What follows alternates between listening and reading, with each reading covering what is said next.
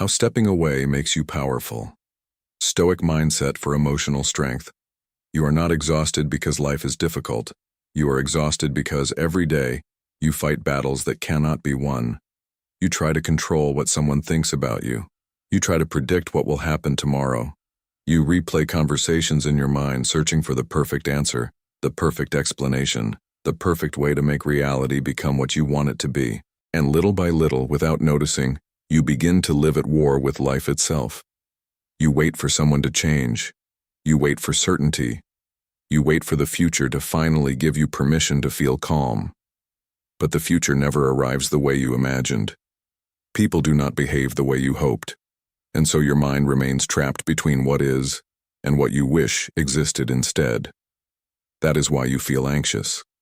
Not because you are weak, not because you are broken, but because you are carrying things that were never yours to carry. The opinion of others, the outcome, the past, the future, the silence of someone who does not answer, the fear of losing what you cannot keep forever. You have been taught that power means holding on tighter, fighting harder, controlling more. But what if the opposite is true? What if the reason you feel powerless is because you have been refusing to step away? Because there is a kind of strength that appears only when you stop chasing, a kind of peace that appears only when you stop demanding that life obey you. Marcus Aurelius wrote in Meditations of Marcus Aurelius, Book 8, paragraph 47, "You have power over your mind, not outside events. Not some power, not partial power. The only power that has ever truly belonged to you. And perhaps that is the truth you have been avoiding. You cannot control whether someone stays. You cannot control whether life is fair. You cannot control how long something lasts. But you can control whether you destroy yourself trying. Today you are going to see why stepping away does not make you weak. It makes you dangerous to everything that once controlled you. Because when you stop fighting reality, reality can no longer defeat you. The silent war between you and reality. You are not tired because life is asking too much from you. You are tired because every day you wake up and go to war with things you cannot change. You fight with what someone said. You fight with what someone did not say. You fight with the way things ended, with the way people changed, with the fact that life did not follow the plan you had in your mind. And the strange thing is that most people do not even realize they are fighting. They think they are simply worried. They think they are simply trying to understand. They think they are simply caring too much. But look closer. Every anxious thought carries the same hidden message. This should not be happening. You replay a conversation in your mind because you think perhaps if you had said the right words, reality would be different. You check your phone again because part of you still believes that one message could finally give you peace. You lie awake at night because you keep trying to force the future to reveal itself before it arrives. You call it overthinking. But in truth, it is resistance. Resistance to what already is. Reality says, this person no longer loves you the way they once did. Your mind says, no, if I try harder, if I explain myself better, if I wait longer, they will become who they used to be. Reality says, this opportunity is gone. Your mind says, no, I cannot accept that. There must be a way to go back. Reality says, you do not know what will happen tomorrow. Your mind says, then I will imagine every possible disaster until I feel prepared. And so the war continues. Not outside you. Inside you. This is why you feel exhausted, even when nothing seems to be happening. Because your body may be sitting in silence, but your mind is carrying a battlefield. Marcus Aurelius understood this better than most people ever will. He ruled an empire, faced betrayal, war, illness, and loss. Yet again and again he returned to the same idea. Suffering does not come from the event itself. It comes from the judgment we place upon it. In Meditations of Marcus Aurelius, Book 8, paragraph 47, he wrote that if you are distressed by anything external, the pain is not due to the thing itself, but to your estimate of it. Think carefully about that. The event is not always what destroys you. It is the story you tell yourself about the event. You are rejected, and immediately the mind says, I am not enough. You are alone, and the mind says, I will always be alone. You lose something important, and the mind says, my life is ruined. The mind takes one moment and turns it into a life sentence. Then you begin fighting not only reality, but the terrifying story you created around it. That is why two people can go through the same loss and come out completely different. One is broken by it, the other is strengthened by it. The difference is not the event. The difference is the relationship they create with reality. Most people spend their entire lives demanding that reality obey them before they allow themselves to feel peace. They say, I will be calm when I know what will happen. I will be happy when this person chooses me. I will feel worthy when others understand me. I will feel safe when nothing can hurt me. But that day never comes, because life does not promise certainty. It does not promise permanence. It does not promise that people will stay, that plans will succeed, or that you will always be understood. And if your peace depends on those things, then your peace will always be fragile. Seneca wrote in Letters from a Stoic by Seneca, letter 13, that we suffer more often in imagination than in reality. You can see this everywhere. You suffer over a conversation that has not happened. You suffer over a future that does not exist. You suffer over losing someone who is still there. Your mind creates pain in advance, then asks why you are so tired. The truth is harsh, but it is also liberating. You are not being destroyed by reality. You are being destroyed by the endless attempt to control reality. You want people to act according to your hopes. You want life to unfold according to your plans. You want certainty in a world that has never promised certainty, and there is no peace in that. Because reality will always be stronger than your demands. The more you resist what is, the more powerless you become. But the moment you stop arguing with life, something changes. You begin to see clearly. You begin to save your energy. You begin to understand that strength is not found in forcing reality to obey you. Strength is found in learning to face reality without running from it, without decorating it, and without asking it to become something else. That is the silent war inside you.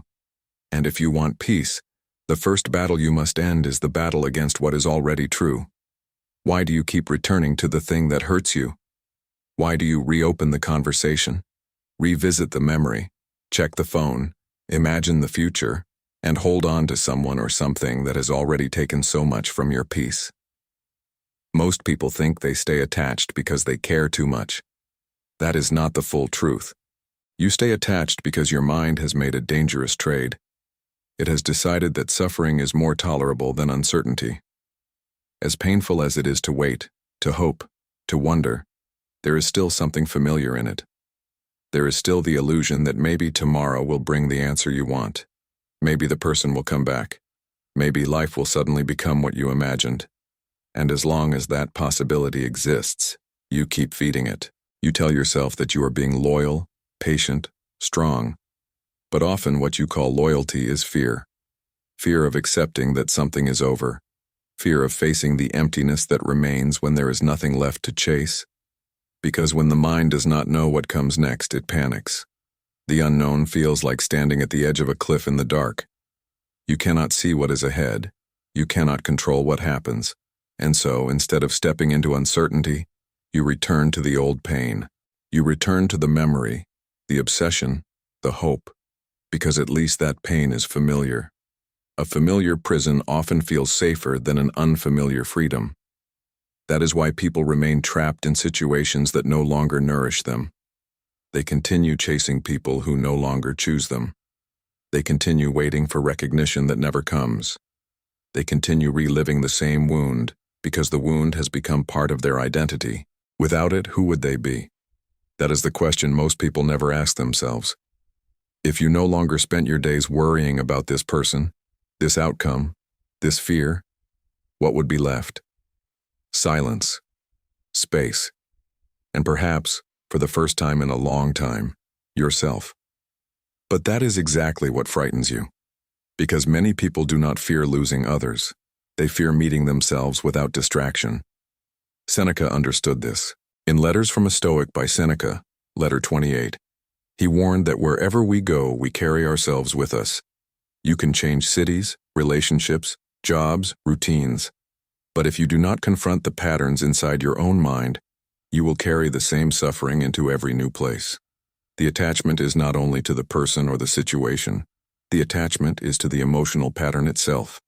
You become attached to checking, attached to waiting, attached to imagining, attached to the rush of hope followed by the crash of disappointment.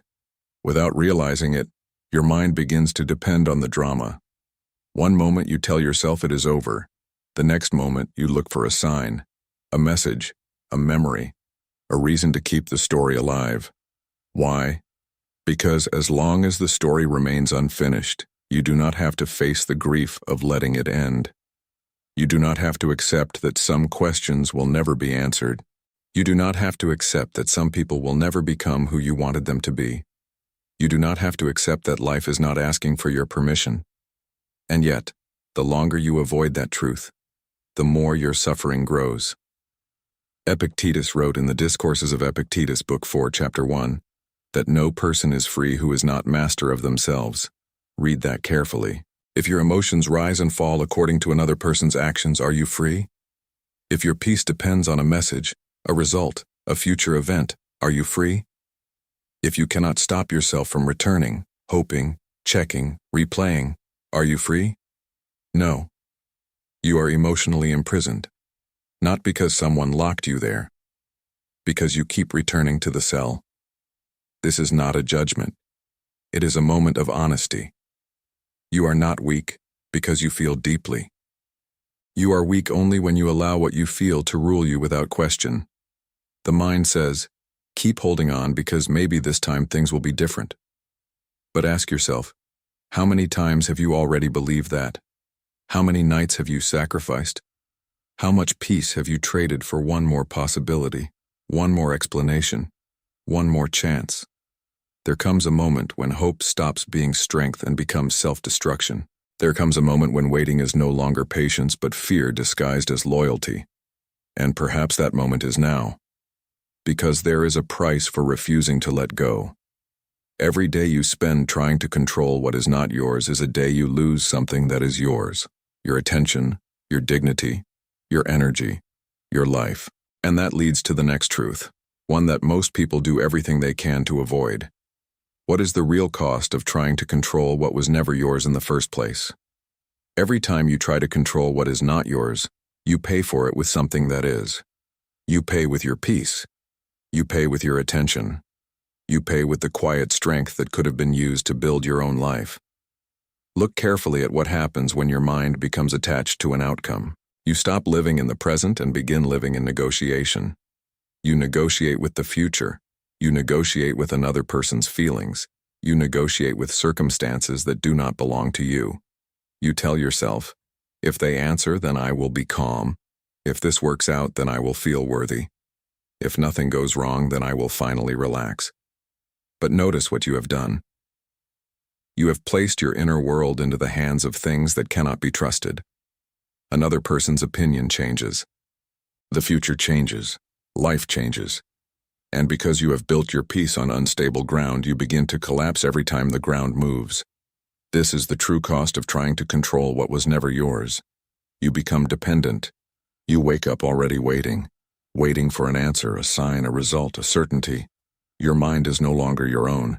It belongs to whatever you are chasing. Marcus Aurelius wrote in Meditations of Marcus Aurelius, Book 6, Paragraph 52, that the happiness of your life depends upon the quality of your thoughts.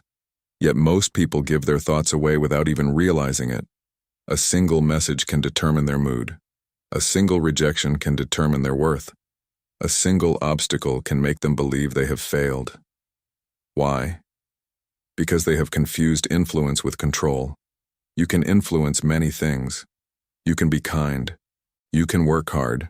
You can speak honestly. You can love sincerely. But control is different. You do not control whether someone understands you. You do not control whether your effort is rewarded. You do not control whether people stay. And when you demand control over these things, life turns into a constant struggle against disappointment. Think about how much of your suffering comes from trying to force certainty out of an uncertain world. You want guarantees before you act. You want promises before you trust. You want to know exactly how things will end before you allow yourself to move forward. But certainty is not the price of peace. It is the enemy of courage. Because if you wait until life feels safe, you will wait forever. The Stoics understood that life is unpredictable by nature. That is not a flaw in life. That is life. The sea is not wrong because it has waves. The sky is not wrong because storms appear. And reality is not wrong because people disappoint you. Plans fail and the future remains hidden. The problem begins when you insist that life should not be what it is.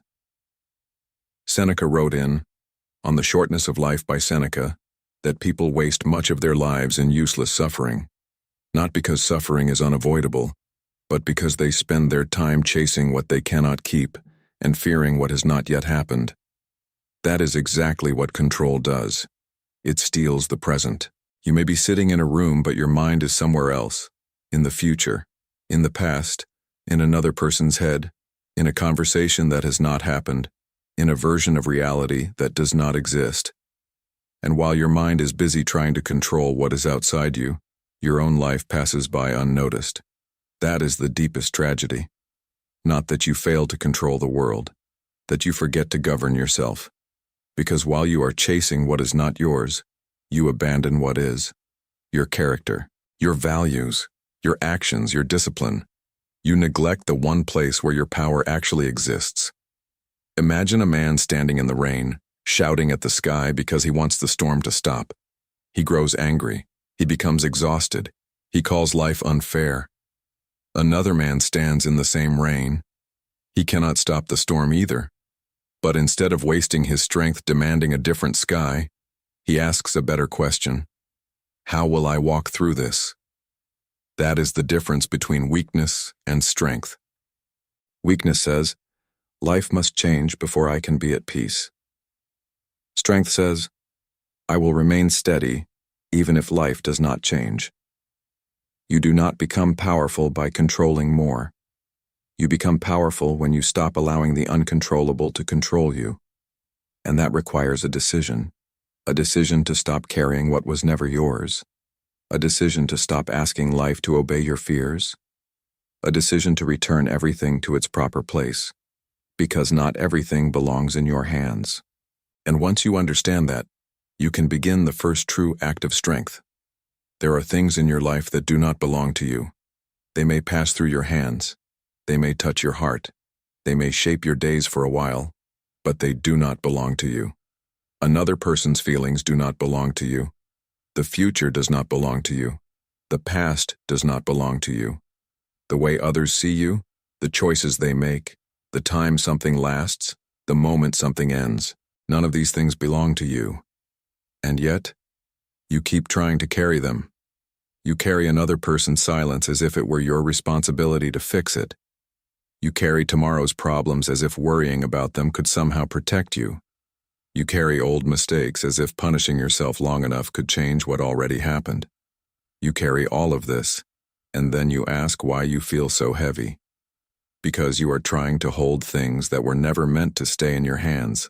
Epictetus wrote in the Enchiridion of Epictetus, chapter 1, that some things are within our power and others are not. Most people hear these words and think of them as philosophy, but this is not philosophy, it is survival. Because the moment you fail to distinguish between what is yours and what is not, you begin to lose yourself. You start giving your energy to things that can never be controlled. You start building your peace on unstable ground. You start believing that if you could just try harder, think harder, love harder, maybe you could finally make reality become what you want. But reality does not become softer because you suffer. Reality does not change because you refuse to accept it. There is only one thing you can truly shape: your response, your judgment, your choices, your conduct. That is your territory. That is where your power begins. Marcus Aurelius wrote in Meditations of Marcus Aurelius, Book 12, paragraph 36, that your mind will take the shape of what you frequently hold in thought. So ask yourself, what have you been holding? Have you been holding resentment? Have you been holding fear? Have you been holding another person's opinion as if it were a mirror of your value? If so, then your mind has become crowded with things that do not belong there. This is why you feel divided inside. Part of you wants peace. Part of you refuses to let go. Part of you knows you cannot control the outcome. Part of you keeps trying anyway. The first act of strength is not to control more. It is to return things to their proper place. Return the future to the future. Return another person's choices to them. Return the past to the past. And then return yourself to yourself. Because you have abandoned yourself for too long. You have spent so much time trying to manage what others think, what others feel, what others may do, that you have neglected the one person you are responsible for becoming. You. There is a quiet kind of dignity in accepting the limits of your control. Not because you become passive, because you become focused. You stop wasting your life trying to force what cannot be forced. You stop chasing answers that are not yours to receive. You stop waiting for permission to feel whole. Instead, you ask different questions, not, how do I make them stay, but, how do I remain true to myself if they leave? Not, how do I guarantee success, but how do I act with courage even if I fail? Not, how do I make life easier, but how do I become stronger than the difficulty? That is the shift. The weak mind asks how to control the world. The strong mind asks how to govern itself. And when you finally stop carrying what does not belong to you, something unexpected happens. You do not become empty. You become lighter. You realize how much energy you had been wasting. You realize how much of your suffering came not from life itself, but from your refusal to let life be what it is. Seneca wrote in Letters from a Stoic by Seneca, letter 37, that the man who has learned to be free from unnecessary desires cannot be enslaved. That is what you are learning now. You do not need to control everything in order to be at peace. You only need to stop giving away your peace to things you cannot control. And once you do that, another truth begins to emerge. Stepping away is not weakness. It is the first time you begin to respect yourself. You have been taught to believe that stepping away means losing. That if you stop chasing, stop explaining, stop waiting, stop trying to hold everything together, then you have failed. You have been taught that strength means enduring everything, holding on longer, fighting harder, sacrificing more of yourself in the hope that one day something will change. But look honestly at what that belief has done to you. How much of yourself have you abandoned just to keep something alive that no longer gives you peace? How many times have you ignored your own dignity because you were afraid to let go? How many times have you called it love, loyalty, patience, when in truth you were simply afraid of being alone? There is a difference between fighting for something that is still alive and begging for something that has already ended. There is a difference between perseverance and self-betrayal. Most people do not see that line until they have crossed it. They keep giving chances to those who keep hurting them. They keep explaining themselves to people who have already decided not to understand. They keep knocking on doors that remain closed, believing that one more attempt will finally change everything. But every time you do that, you send yourself a message. You tell yourself that your peace matters less than being accepted. You tell yourself that your worth depends on being chosen. You tell yourself that it is better to lose yourself than to lose someone else. And that is where suffering becomes humiliation. Because there is nothing noble about abandoning yourself to keep another person. Marcus Aurelius wrote in Meditations of Marcus Aurelius, Book 5, Paragraph 1, that at dawn, when you have trouble getting out of bed, remind yourself that you were made to do the work of a human being. What is the work of a human being? Not to beg for love, not to live in fear, not to shrink yourself to fit into the expectations of others. The work of a human being is to live with virtue, to live with courage, to live in a way that allows you to respect yourself when you are alone. And sometimes that requires walking away, not because you do not care, because you finally care about yourself too. Stepping away is not an act of anger. It is not revenge. It is not pride. It is the quiet decision to stop participating in your own destruction. It is saying, I will not keep returning to what diminishes me. I will not keep asking for what should be given freely. I will not keep handing my peace to someone who does not know what to do with it. That is not weakness. That is self-respect. Self-respect is not loud. It does not need to prove itself. It does not chase. It does not beg. It simply knows its own value and refuses to live beneath it. Seneca wrote in Letters from a Stoic by Seneca, Letter 9, that the wise man is content with himself. Most people misunderstand that. They think it means you should never need anyone, that you should become cold, distant, unreachable. That is not wisdom. That is fear wearing the mask of strength. You can love deeply and still have self-respect. You can care and still walk away. You can grieve and still know that your dignity is not negotiable. Because real strength is not measured by how much pain you can endure. It is measured by what you refuse to tolerate. There comes a moment when you must stop asking whether someone will finally choose you. You must ask whether you are choosing yourself.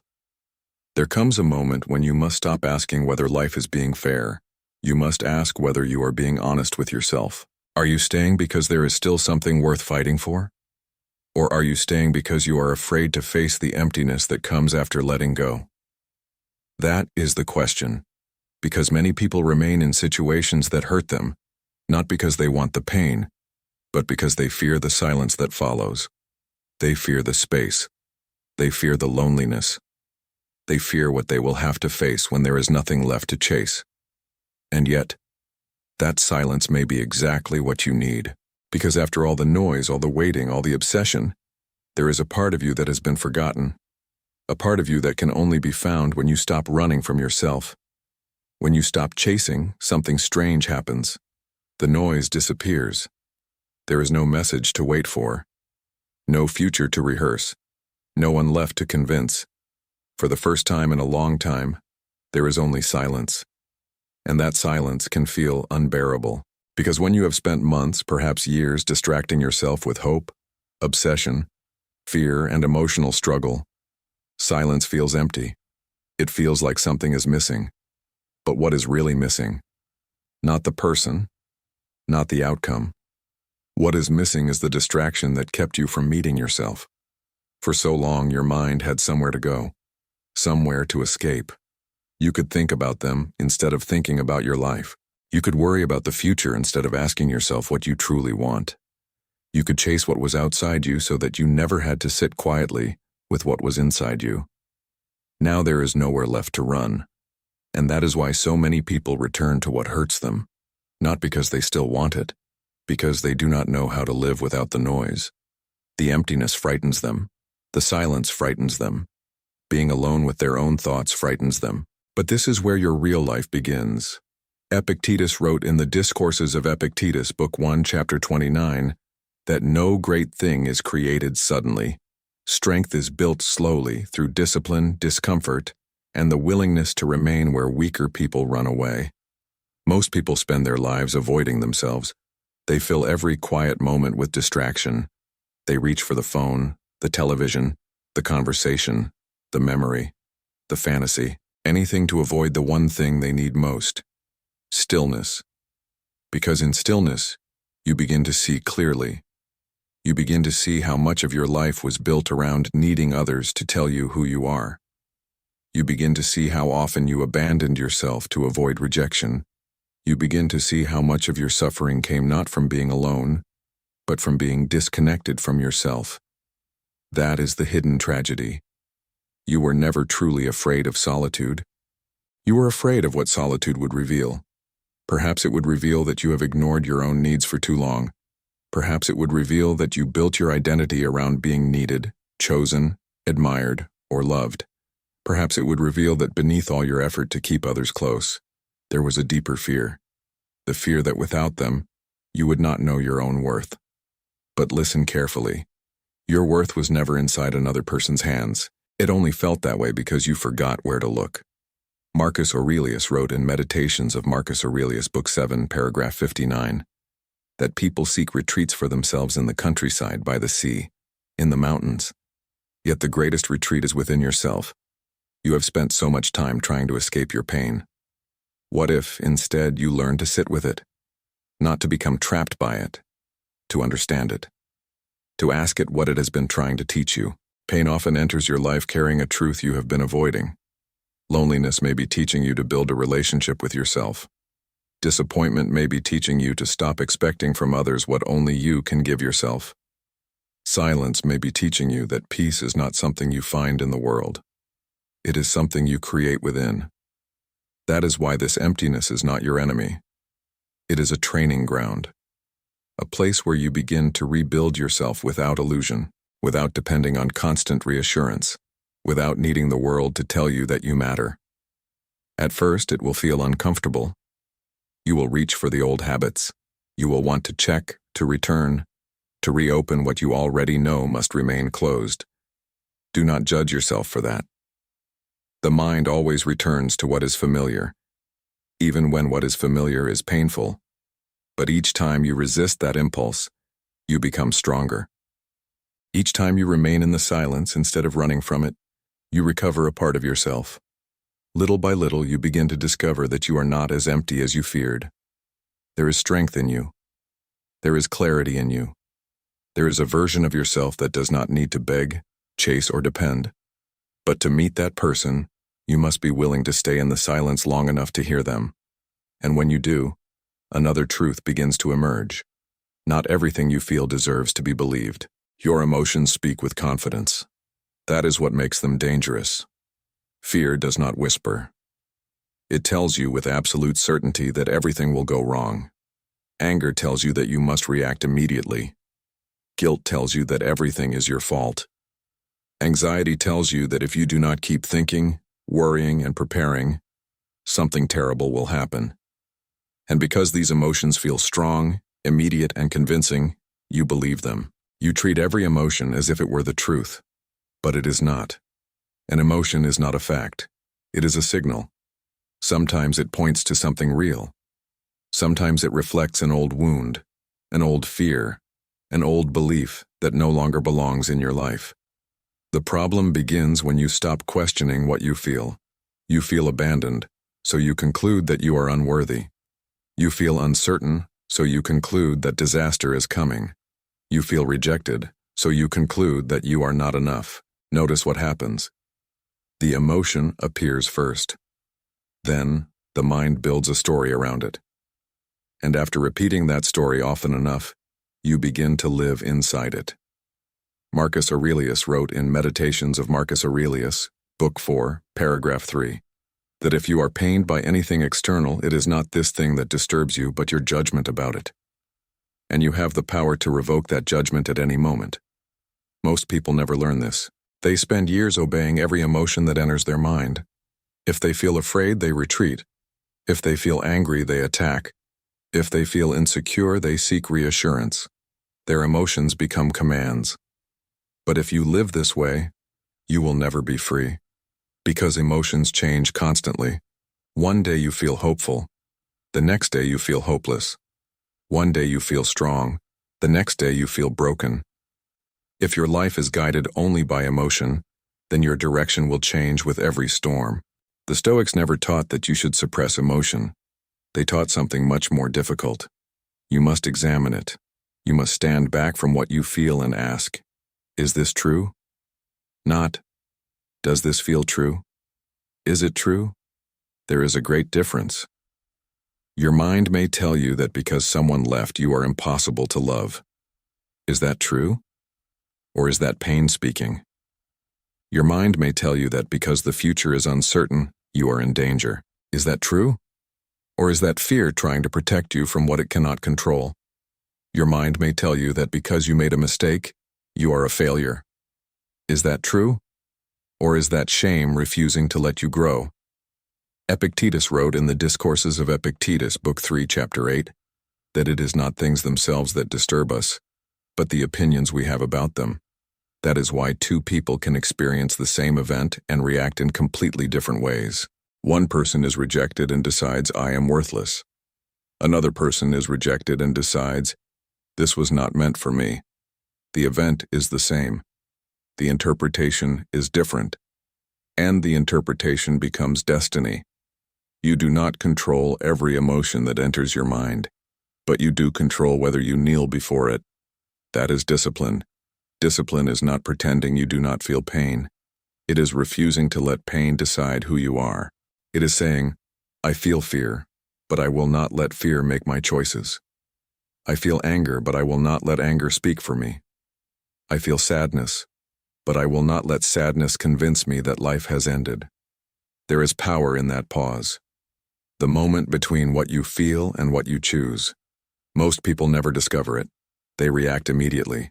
They become servants of whatever emotion is strongest in the moment. But you are learning something different. You are learning to pause, to breathe, to question, to create distance between yourself and the storm inside you. And once you create that distance, you begin to see something extraordinary. Many of the emotions that once controlled you lose their power the moment you stop believing every word they say. Fear becomes smaller when you examine it. Anxiety becomes quieter when you stop feeding it. Shame weakens when you challenge the story beneath it. You begin to understand that your emotions are visitors. They arrive, they speak, and then they leave. You do not need to build your home around them, because the truth is that there is something stronger inside you than any feeling. Your reason, your judgment, your ability to choose who you will be, even in the middle of pain. And when you begin to trust that inner strength, you become ready for one of the most difficult and liberating lessons of all. What fate takes away is often exactly what you needed to see. There are moments in life that feel cruel.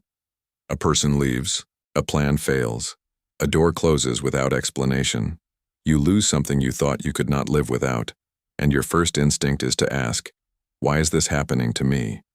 You look at the loss and see only pain. You look at the disappointment and see only injustice. You believe that life has taken something from you and given nothing in return. But what if that is not the whole truth? What if every loss carries a revelation? The Stoics believed that fate is not your enemy. Fate does not arrive to destroy you. It arrives to show you something that comfort would have allowed you to ignore. Marcus Aurelius wrote in Meditations of Marcus Aurelius, Book 5, paragraph 20, that the impediment to action advances action. What stands in the way becomes the way. At first, those words seem impossible to accept. How could rejection become a path? How could pain become useful? How could losing something become the beginning of becoming stronger? Because what fate removes, it also reveals. When someone leaves your life, it reveals how much of your identity you placed inside them. When uncertainty enters your life, it reveals how desperately you were trying to control the future. When you are disappointed, it reveals the expectations you were holding. When you are alone, it reveals whether you have learned to be enough for yourself. That is why loss feels so painful. Not only because something is gone, because something hidden inside you is exposed. Your dependency, your fear, your need for control, your belief that you could not survive without what has now been taken away. But perhaps that belief was never true. Perhaps fate is not removing what you need. Perhaps it is removing what keeps you weak. Seneca wrote in Letters from a Stoic by Seneca, letter 67, that difficulties strengthen the mind as labor strengthens the body. No one becomes courageous by being protected from every challenge. No one becomes wise by getting everything they want. No one becomes strong by living a life where nothing is ever lost. Strength is born the moment you stop asking why life is hurting you and begin asking what life is trying to teach you. That is the question that changes everything. What is this experience revealing? Perhaps this rejection is revealing that you have been asking others to give you the worth you must build within yourself. Perhaps this uncertainty is revealing that you have been trying to control what was never yours. Perhaps this loneliness is revealing that you have spent so much time seeking connection with others that you never built a connection with yourself. Fate strips away illusions. That is why it hurts. It removes the things you depended on so that you can finally discover what remains when everything outside you changes. And what remains is the only thing that truly matters. Your character, your mind, your ability to choose your response. Epictetus wrote in the Discourses of Epictetus, Book 1, Chapter 6, that circumstances do not make the man, they only reveal him to himself. You may believe that this difficult season is destroying you, but perhaps it is introducing you to the person you are capable of becoming. The version of you who no longer begs for what should be freely given. The version of you who no longer needs certainty in order to move forward. The version of you who can face disappointment without collapsing. Because now you understand something that most people never do. The world can take many things from you. It can take relationships. It can take opportunities. It can take plans. But if you learn from what fate reveals, it cannot take your strength. It cannot take your dignity. It cannot take the wisdom that is born from suffering honestly faced. One day you will look back at what you lost and realize that it was not only an ending, it was a mirror. It showed you where you were too attached, too afraid, too dependent. And because you were willing to see that truth, you became free. Then something unexpected begins to happen. You stop asking how to get back what you lost. You begin to see who you are becoming without it. At first you think that stepping away means losing something. You think you are losing the person, the dream, the future you imagined. You think that if you stop chasing, you will be left with nothing. But slowly, almost without noticing, something begins to change. You wake up one morning and the first thing you think about is no longer them. You go through a day without checking, without waiting, without needing an answer in order to breathe. The thing that once controlled your mind begins to lose its power, and in that empty space something new appears. You. Not the version of you that was built around fear, waiting, and emotional dependence. The real you. The one who had been buried beneath all the noise. For so long you believed that your strength would come from getting what you wanted, from making things work, from being chosen. But now you see the truth. Your strength was never in what you could keep. It was in what you could survive. Marcus Aurelius wrote in Meditations of Marcus Aurelius, Book 7, paragraph 68, that the soul becomes dyed with the color of its thoughts. When you spent your days thinking only about what you feared losing, your mind became fragile. When you spent your days chasing approval, your mind became dependent. When you spent your days fighting reality, your mind became exhausted. But now your thoughts begin to change. You stop asking, how do I make them stay? You begin asking, how do I become someone who remains steady whether they stay or not? You stop asking, what if everything goes wrong? You begin asking, who do I want to be if it does? That is when your life begins to belong to you again. Because the person you become when you stop chasing is not cold, not distant, not empty. You become calmer. You become harder to manipulate. You stop giving people the power to decide your worth. You stop treating every disappointment as proof that something is wrong with you. You stop panicking every time life becomes uncertain. Because you have learned that uncertainty is not the enemy. Dependence was the enemy. The person you are becoming still feels pain. You still miss people. You still grieve what could have been. You still have moments when fear returns and tries to convince you that you need to go back. But now there is another voice inside you.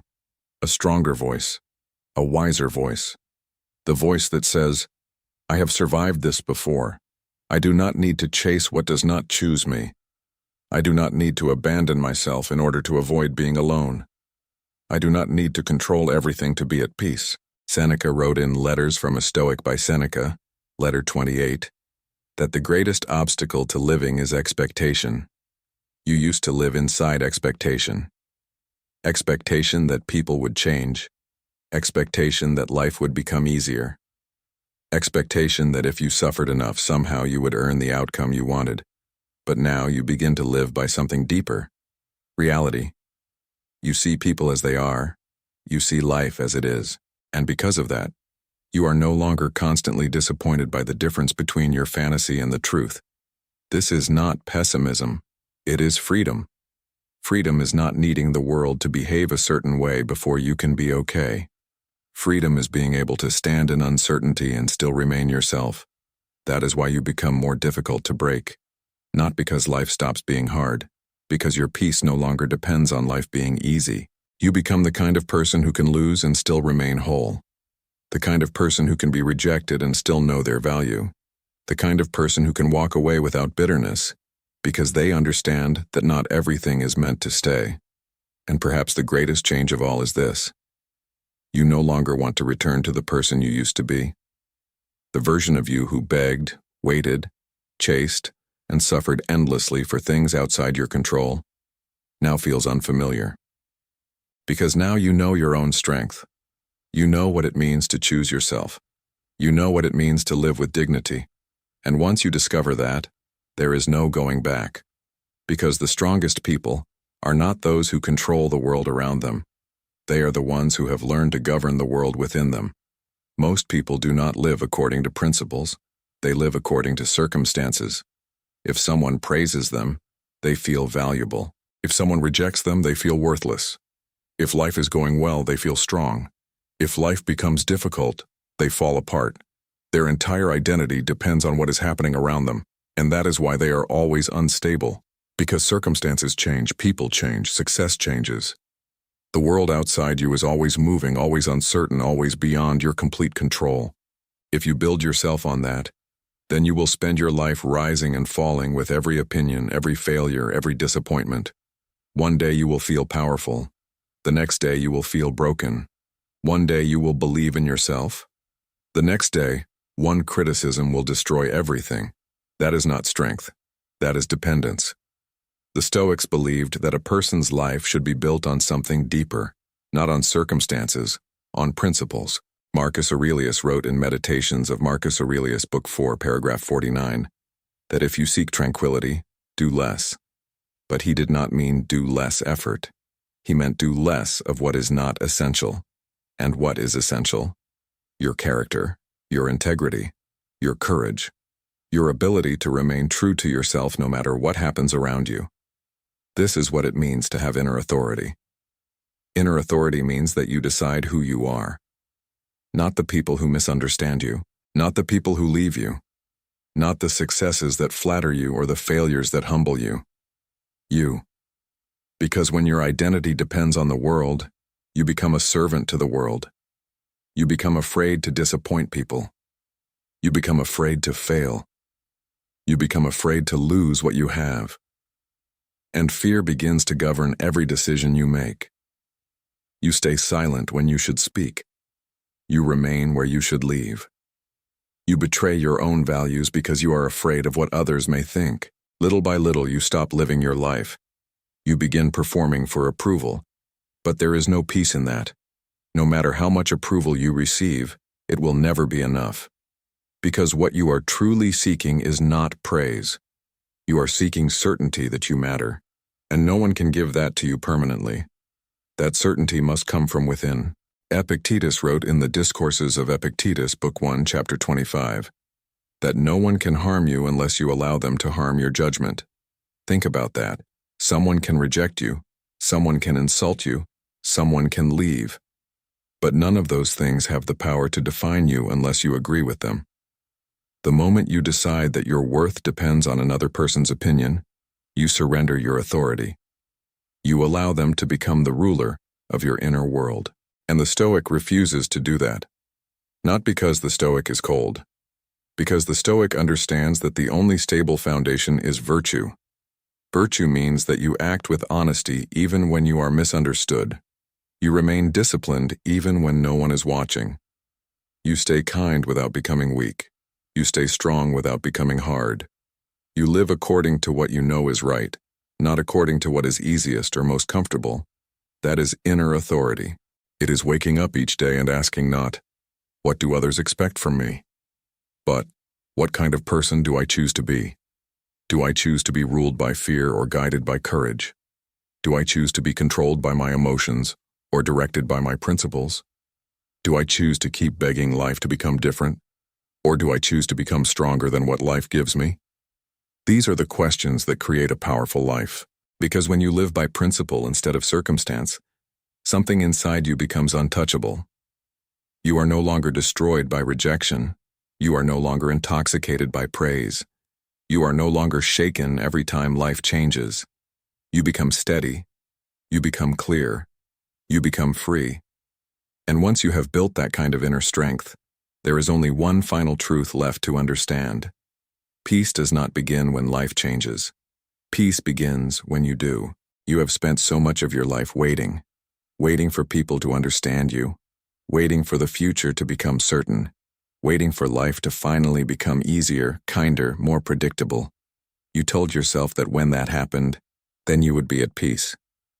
Then you would stop worrying. Then you would finally feel free. But how long have you been waiting?